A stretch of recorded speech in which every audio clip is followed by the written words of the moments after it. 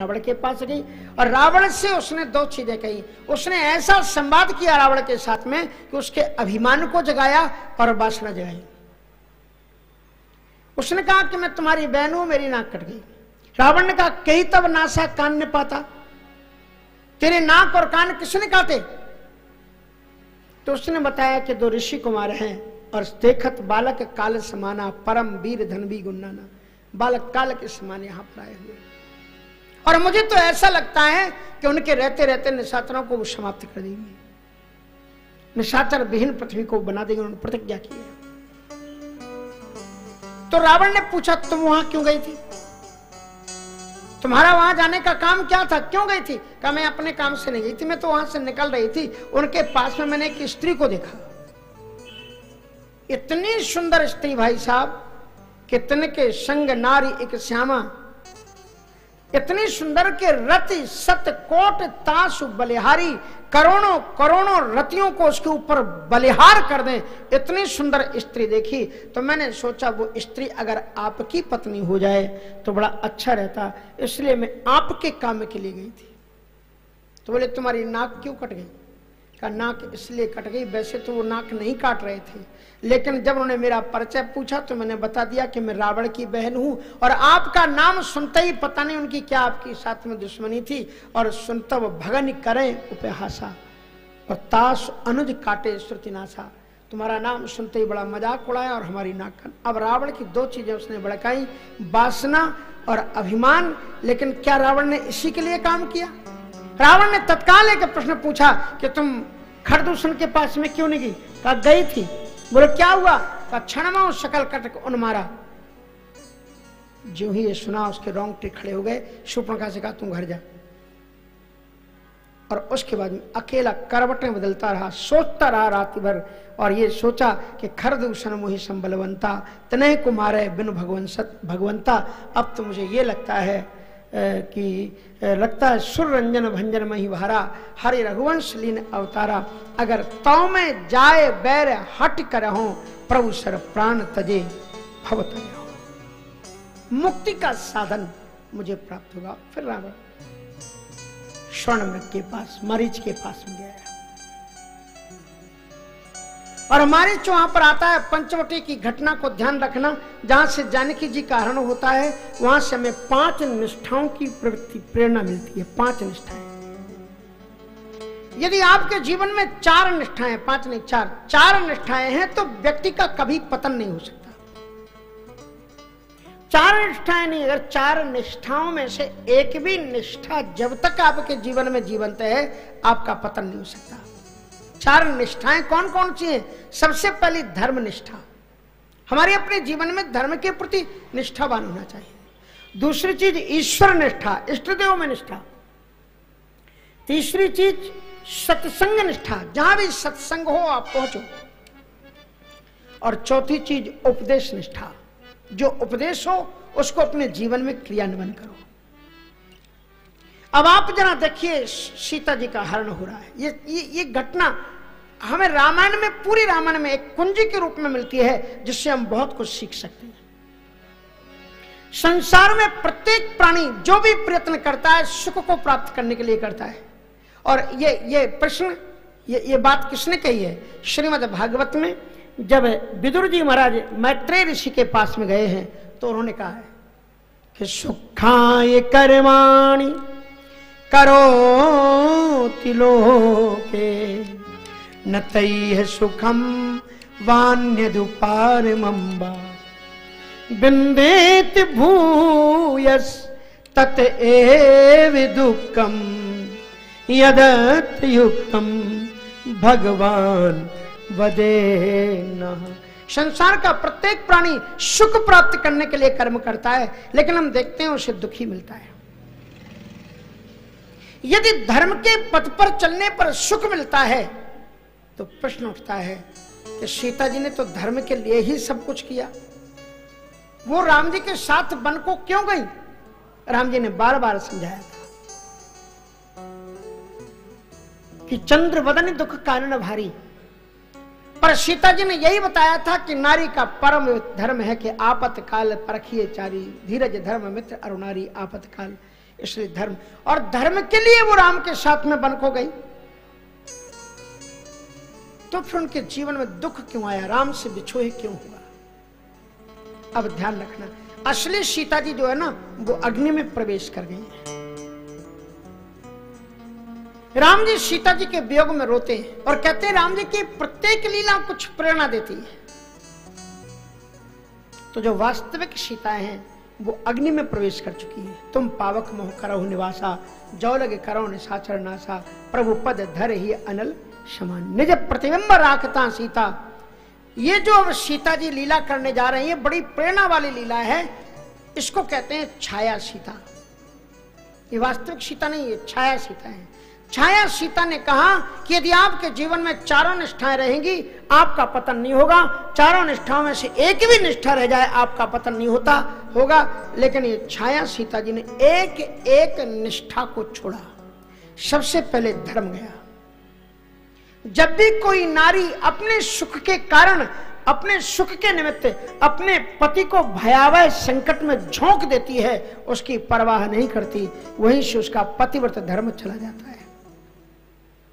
सीता जी को मालूम है कि भरत रोते रहे कि राम लखन सिय बिनु पग पनहि, कर्म निवेश फिरहि बन बनहि। इतने सुकोमल चरणारविंद से युक्त भगवान श्री राम जी श्रीमद् भागवत में सुखदेव जी महाराज राम के चरणों की कोमलता का वर्णन करते हैं।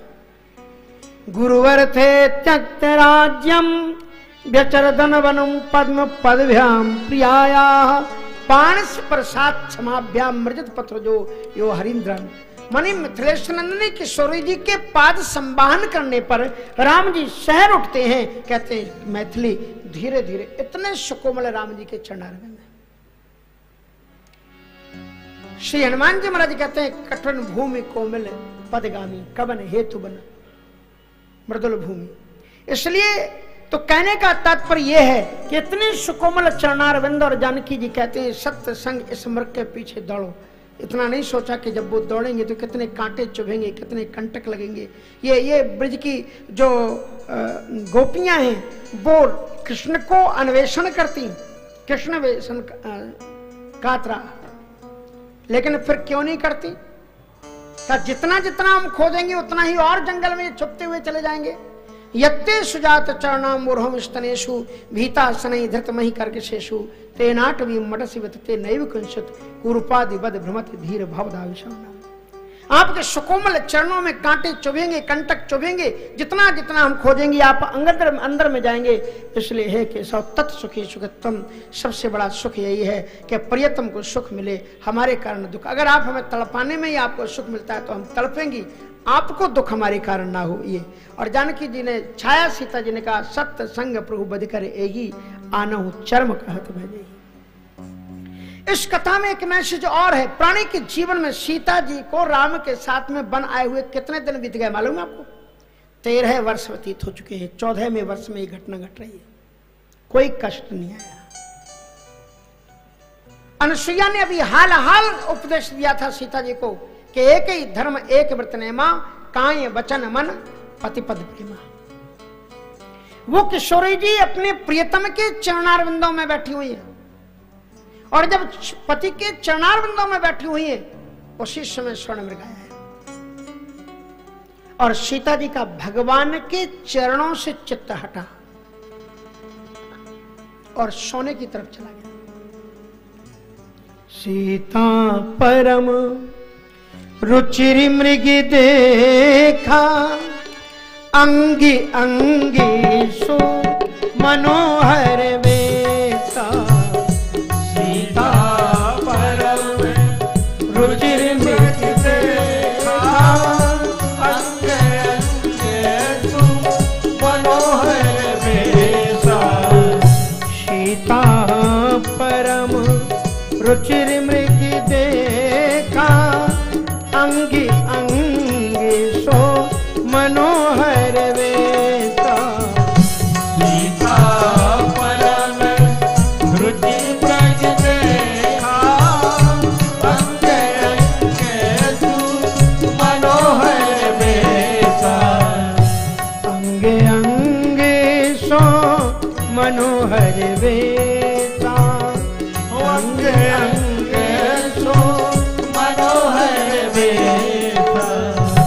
सुनहु देव रघुवीर कृपाला, सुनहु देव रघुवीर कृपाला, एहि मृग कर अति सुंदर छाला, यही मृग कर अति सुंदर छाला, सत्य संग प्रभु पद कर एहि, सत्य संग प्रभु पद कर एहि, आनहु चर्म कहत बदेहि, सत्य संग प्रभु पद कर एहि, आनहु चर्म कहत बदेहि। सत्यप्रति रघुनंदन श्री राम जी से उन्होंने मृग की आकांक्षा की। जब संसार के प्राणियों के जीवन में तब आता है दुख जब वो भगवान के चरणों से चित्त को हटाकर सांसारिक सौंदर्य की चकाचौंध के चिंतन में लगा देता है, वहीं से उसके दुख की शुरुआत हो जाती है। संसार में बहुत से ऐसे प्राणी हैं जो देखने में बड़े सुंदर दिखते हैं। वो इसलिए होते हैं कि तुम उन्हें देख करके आनंद का अनुभूति करो, वो मारने के लिए नहीं होते हैं। लेकिन सत्य संग वैष्णव जंतो तैने कहिए जे पीर पराई जाने रे, पर दुखे उपकार करे तो ये। लेकिन ये छाया सीता जी ने ये लीला को प्रकट करना था, इसलिए लीला की, इसलिए यहाँ से धर्म निष्ठा चली गई। और ध्यान रखना, भगवान धर्म से ही प्रेम करते हैं। तुम्हारा कितना भी ब्यूटीफुल फेस हो, कितना भी तुम्हारे पास में केस हो, कितना भी धन हो, बल हो, कितना सब कुछ हो, भगवान उसको तुम्हें नहीं देखते हैं। भगवान तो तुम्हारे धर्म को देखते हैं। यदा यदा ही धर्मस्य, भगवान धरती पर आते ही धर्म के लिए, और जब धर्म चला जाता है तो भगवान भी उसको छोड़ देते हैं। लेकिन परमात्मा इतना दयालु है कि जाते जाते ये द्रोही कार्य संतों को सौंप जाते हैं कि मुझसे तो ये लोग दूर हो गए, धर्म को त्याग दिया, लेकिन तुम इनके ऊपर अनुकंपा कृपा बनाए रखना, ताकि ये मुझसे बिछड़े हुए लोगों को मेरी कथा के माध्यम से फिर मेरे पास तक पहुंचाने का प्रयास करना। और उसके बाद में ईश्वर चलता है। लेकिन ईश्वर ने जानकी जी को देख करके मुस्कुराया। मुस्कुराने का मतलब ये था कि मैंने तुम्हें अयोध्या में ही रोका था, बहुत सोना था, दशरथ धन सुन धन दल जाही, क्या कमी थी, लेकिन तुम यहाँ चली आई। अब जब तुम्हारे मन में सोने की ही लालसा पैदा हो गई है तो थोड़ा सा स्वर्ण लेकर के क्या करोगी, हम तुम्हें ऐसी जगह भेजने का प्रयत्न कर देते हैं, प्रयास कर देते हैं, व्यवस्था जहां पर गंदा पानी भी सोने के पनारे में बहता होगा। सीता देख लेना कि सोना सुख में मिलता है कि सोना भगवान में मिलता है, ईश्वर में मिलता है। तब रघुपति जानत सब कारण उठे हर्ष सुर कारण। उसके साथ साथ उन्होंने लक्ष्मण जी से कहा कि लक्ष्मण, सीता केर करेहु रखवारी, बुद्धि विवेक बल समय विचारी। ध्यान रखना, संत का मतलब क्या है, संत की परिभाषा क्या है। संत का मतलब ये होता है कि जिसको देखकर आपको ईश्वर की याद आने लग जाए वही संत है। वो किसी भी वेश में हो, किसी भी देश में हो, और किसी भी वर्ण में हो, किसी भी धर्म में हो, चाहे जिस रूप में हो, लेकिन जो तुम्हें भगवान की याद दिला दे, समझ लेना वो संत है। क्योंकि क्यों कुवेश साधु सन्मानु, जिम जग जामवंत हनुमान जी। हनुमान जी महाराज कहाँ जटा रखा करके रहते थे, जामवंत जी महाराज कहाँ भगवे वस्त्र धारण करते थे। ये भगवा वस्त्र तो ऊपर से ओढ़ा जाता है, एक आवरण है ये संत का, लेकिन संतत्व तो एक वृत्ति है। वृत्ति अंदर से उगाई जाती है और आवरण को ऊपर से ओढ़ा जाता है। इसलिए संत की वृत्ति तो महाराज लक्ष्मण जी महाराज संत हैं। संत वो है जिसने सब कुछ परमात्मा के लिए छोड़ दिया। और लक्ष्मण जी महाराज ने उर्मिला जैसी पत्नी, अयोध्या जैसे राजमहल, सुमित्रा जैसी माँ, दशरथ जैसे पिता, भरत जैसे भाइयों को छोड़ करके राम के पीछे त्वमेव माता च पिता त्वमेव बंधु, ये है संत। अब उस पंचवटी के अंदर से दो चीजें चली गई, ध्यान रखना। क्या क्या चला गया, धर्मनिष्ठा चली गई और ईश्वर भी चला गया। लेकिन अभी एक संत को अपने जीवन में किसी न किसी संत से ऐसा स्नेह करो, संत से ऐसा अध्यात्म का संबंध बनाओ ताकि वो संत जो अपने हृदय में ईश्वर को स्मरण करता है, अगर उसी दिल में उसने कभी आपको भी याद कर लिया तो आपका जीवन धन्य हो जाएगा, आपका मानव जीवन की सार्थकता हो जाएगी। और ऐसे लक्ष्मण जी महाराज वहां पर अभी कटिबद्ध होकर के खड़े हुए हैं। राम जी मृग के पीछे गए और उसके बाद में जब वो उधर गए तो उन्होंने मृग को बाण मारा, तो महाराज अंत समय में वो कपट वाणी में बोला, हे सीते, हे लक्ष्मण मेरी रक्षा करो। और इस मरम वचन जब सीता बोला तो हरि प्रेरित लक्ष्मण मंडोला। और सीता जी ने फिर यहां डोला शब्द कहा, सीता जी थी स्त्रीलिंग, बोली डोली होना चाहिए का, ये प्रतिबिंब के लिए बोला जाता है। और प्रतिबिंब जो होता है वो नपुंसक लिंग होता है और उसको पुल्लिंग जैसे ही शब्दों का प्रयोग किया जाता है। इसलिए यहाँ पर मरम वचन जब सीता बोला, यहाँ से बता दिया कि ये प्रतिबिंब बोल रहा है, ये वास्तविक सीता जी नहीं बोल रही हैं। इसलिए सीता जी के ऊपर आप आरोप मत ले आना कि सीता जी को ज्ञान नहीं था, सीता जी ने धर्म छोड़ दिया, सीता जी ने। इसलिए यह प्रतिबिंब स्वरूपा बोल रही है, शिक्षा देने के लिए। धर्म चला गया, ईश्वर चला गया, और संत के ऊपर भी सीता जी ने बड़े कठोर शब्द बोले। मरम वचन जब सीता बोला, लगता है तुम्हारी चारित्र की दृष्टि मेरे प्रति अच्छी नहीं है। लक्ष्मण जी चीख उठे कि मां केयूरे नैव जानामि कंकणम नूपुरे अभिजानामि नित्यम पादाभिवंदनात्। राम जी से कह दिया था कि मैं केयूर नहीं पहचान सकता, कंगन नहीं पहचान सकता, क्योंकि मैंने भाभी माँ के चरणों से ऊपर कभी नजर डाली ही नहीं। क्योंकि संत के पास में यदि कोई धन होता है तो उसका चरित्र होता है, जो चरित्र गिरते गिरे 12,000, फिर रहा क्या उसके जीवन में। इस प्रकार से महाराज लक्ष्मण जी महाराज भी जब वहां से जाने लगे तो एक रेखा खींची, मां से निवेदन किया कि मां निवेदन है कि हम और भैया में से दोनों में से कोई आ न जाए, तब तक आप इस रेखा को पार मत करना। लेकिन सीता जी ने उस रेखा को, वो क्या है, अब धर्म निष्ठा, ईश्वर निष्ठा, संत निष्ठा तीनों चली गई, लेकिन अभी उपदेश निष्ठा है। क्योंकि रेखा के अंदर संत क्या कहते हैं कि बात मानो ना मानो खुशी आपकी, हम तो परदेसी कल अपने घर जाएंगे। और वो एक रेखा खींचते हैं कि ये बात के अंदर में तुम रहोगे तो आनंद रहेगा। लेकिन जब हम उस मर्यादा की रेखा को लांघ जाते हैं तब रावण निज रूप दिखावा।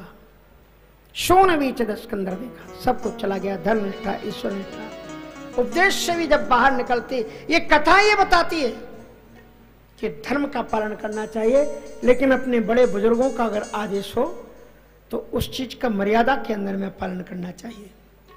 इसलिए जो ही उन्हें पालन, जहां से बाहर निकली तब रावण ने जो रूप दिखावा। सीता जी बहुत विलाप करते हुए उसके साथ में गई हैं। रोते हुए सीता जी ने बड़ी मार्मिक एक बात कही है, रघुकुल सरोज रघुराया, रघुकुल सरोज रघुराया, यही अपराध विसारी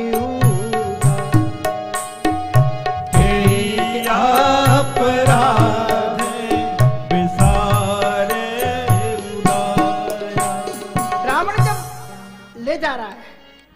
कपिला गाय की तरह विलाप करते हुए सीता जी कहती हैं कि कई अपराध। सीता जी को लगा कि आप वही राम जी हैं, सर्वत्र व्याप्त हैं। जयंत ने इस प्रकार का व्यवहार नहीं किया था। जयंत ने केवल चोंच का प्रहार किया था, आपने उसके पीछे ऐसा बाण छोड़ा था कि ब्रह्मधाम से ऊपर सब लोग का फिरासमत काहू बैठन। और आज ये मुझे बला लेकर के जा रहा है, मैं रो रही हूं, फिर भी आप सर्वत्र हार रघुकुल सरोज रघुराया, आप तो सर्वत्र व्याप्त हो। क्या आपको मेरा रुदन, इसका मतलब यह है कि कोई अपराध मुझसे हो गया है। जब भी हमारे जीवन में कोई दुख आता है या सुख आता है, वो अपने कर्मों का परिणाम होता है। ध्यान रखना। सीता जी को अंदर से उत्तर मिल गया कि आपसे क्या गलती हुई। अगले चौपाई में सीता जी ने एक्सेप्ट किया, लक्ष्मण तुम्हारी नहीं दोषा, लक्ष्मण तुम्हारी नहीं दोषा, सो फल पायो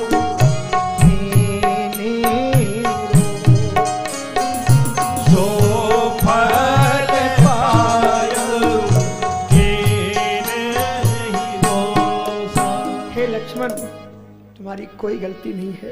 तुम्हारे जैसे साधक के ऊपर जो मैंने आरोप लगाए उसी का फल मेरे प्रभु मुझे दे रहे हैं, क्योंकि भगवान का एक वचन है कि जो अपराधी भगति कर करई, जो अपराध भगति कार करही, राम रोष पावती सो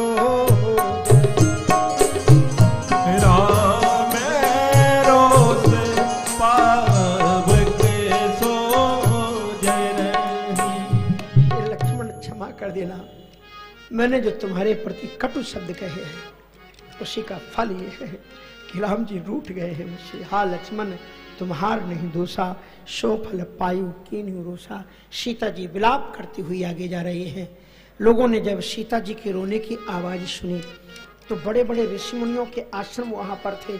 चेलों से कहा, "अरे क्या हुआ, कौन रो रहा है? दिन दहाड़े कौन रो रहा है, क्या हुआ, जरा देखो।" और जब वो देखने के लिए गए, बोले, "महाराज, वो रावण आया है, सीता का हरण करके ले गया।" और जो इतनी बात सुनी तो सब महात्मा का, "रावण आया?" बोले, "हाँ।" सभी ने अपनी अपनी कोठियों के दरवाजों को बंद कर लिया।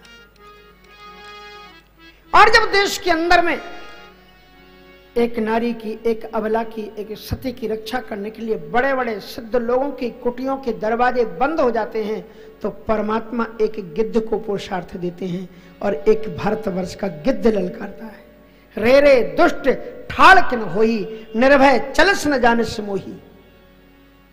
रावण ने कहा, ये कौन हो सकता है, बड़ी तेजी से चला आ रहा है, कि मैनाक की खगपति हुई, या तो ये मैनाक पर्वत होगा और या फिर गरुण जी होंगे। लेकिन पास में आकर के देखा, जाना जरठ जटायु एहा, मम कर तीरथ छाड़िए देहा। विशल तब संग्राम हुआ। पुरुषार्थ जब होता है, आत्मबल जब होता है, तो आप बड़े से बड़े योद्धा से टकरा सकते हो। आप सोचो कि गीध में क्या ताकत होगी, लेकिन रावण के साथ में उसे टक्कर के लिए, सत्य के लिए और अधर्म को नष्ट करने के लिए हमें किसी से भी लड़ जाना चाहिए। पक्षीराज ने लड़ते लड़ते चौचन मार विदार से देही, दंड एक भई मूर्छा थे ही। लोग कहते हैं कि महाराज जटायु जी ने नादानी की, जब वो मूर्छित पड़ा था तभी सीता जी को लेकर के भाग गए होते। हाँ, तो फिर देखते कैसे कैसे हरण करता।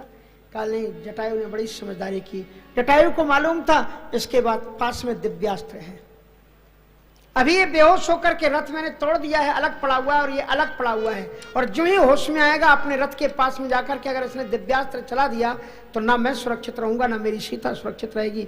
इसलिए ये जब तक बेहोश है मैं यहीं पर बैठता हूं, और जो ही होश में आएगा फिर इसके साथ में युद्ध करेंगे। रावण जब जगा उसने थोड़ा सा एक आंख खोल के देखी, और जब लेटा हुआ था बेहोश होकर के तो होश में आ गया। एक आंख खोल के देखी तो देखा कि जटायु तो अभी वहीं पर है। खट्ट से उसने आंख बंद कर ली और फिर धीरे से देखा तो जटायु की आंखें बंद थी। जटायु ने आंखें बंद कर ली, कहा ये तो बेहोश पड़ा है। तो उसने भगवान राम जी का जही विधि कपट कुरंग संग धाये चले श्री राम, उनकी उस छवि को याद करके ध्यान करने लगे, और उसी समय उसने कृपाण खींची और दोनों तलवारों के एक साथ में ही उनके दोनों पाप काट से पंख परा खग धरणी, शुभ्र राम की अद्भुत करनी, सीतें जान चढ़ाए बहोरी, चला उतायल त्रास न थोरी।